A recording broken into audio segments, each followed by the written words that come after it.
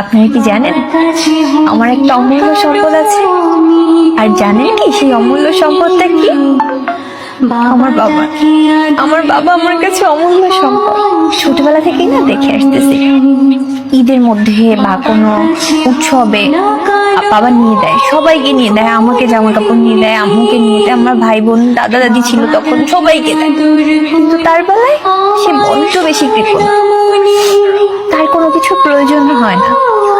যদি বলি আব্বু তুমি কেন নিলে না, তুমিও নাও, বলে আরে না, আমি এত জামা কাপড় দিয়ে কি করবো, আমার তো এত লাগবে না, আমার তো আছে, অনেক আছে, ওগুলা দিয়েই হয়ে যাবে।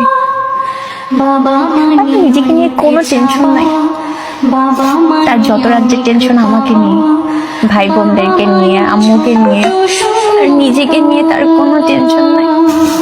একটা কষ্ট কি জানেন, এখনো পর্যন্ত না কখনো বলতে পারি নাই আব্বুকে যে আব্বু তোমাকে অনেক ভালোবাসি, অনেক ভালোবাসি।